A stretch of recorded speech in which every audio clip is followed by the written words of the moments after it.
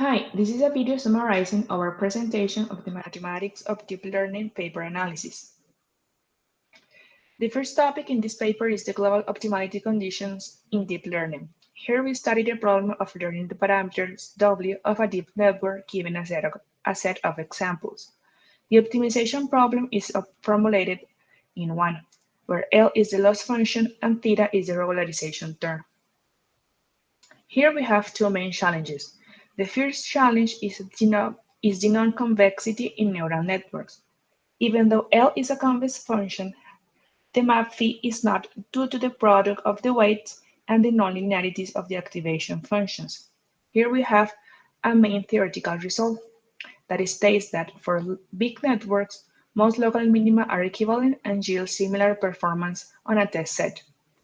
The second challenge is the global optimality for positively homogeneous networks. The challenge here is to be able to derive results from the network optimality conditions without making any assumption on the distribution of the weights or network input data.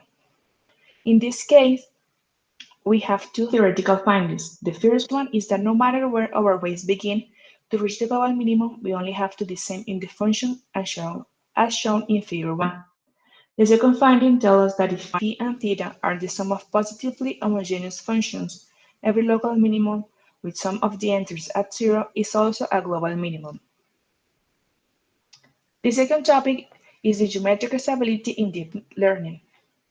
In AI, it's always important to identify for which tasks our models are going to perform well.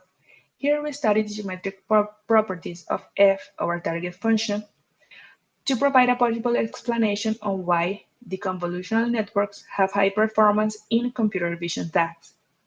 First, we have to define the images as functions from a compact set omega to the real line, and f being our objective function that we want to learn by the learning algorithm in the network.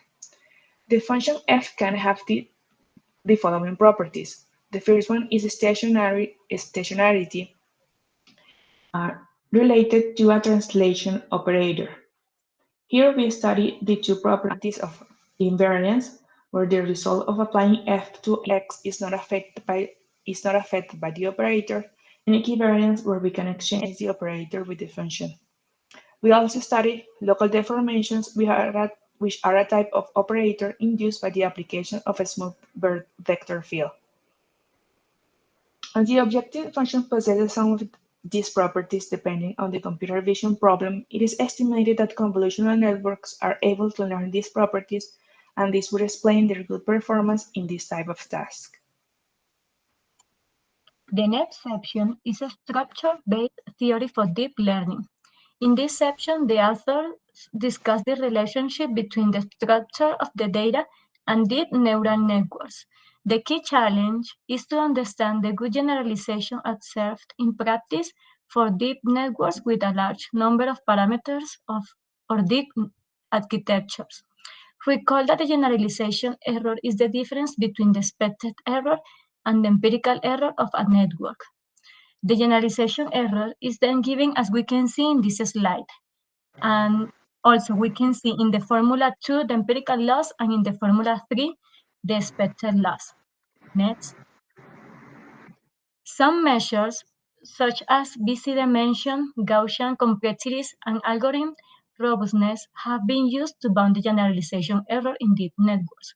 However, they don't fully explain the good generalization observed in practice for deep networks with a large number of parameters or deep architectures. An alternative approach to bound generalization error is to consider the network's classification margin. The classification margin for a training sample measured by a metric D is defined as we can see in this slide. The classification margin introduces an additional assumption on the underlying data distribution called separability with a margin of A. This assumption defines that if the data is separable with a margin A, then the sample complexity is reduced. In other words, the additional assumption provides a way to overcome the limitations imposed by the BC dimension. Next. The final section is information theoretic properties of deep representation. We start this section with the standard loss function, which is the empirical cross entropy that we can see in this slide. Next. In this section, the authors introduce two regularized loss functions within an information theoretical framework that was built upon the loss function that we saw before. The first regularized loss function addresses the problem of overfitting from an information theory perspective. It achieved this by imposing restrictions on the amount of information stored in the training weights of the network. The second regularized loss function tackles the issue of variance, which occurs when the network fails to generalize well to new data, often due to noise present in the training set. In this case, the regularizer restricts the amount of information extracted from the compressed representation of the input edge obtained by the network. Thank you for watching this presentation. Have a good day.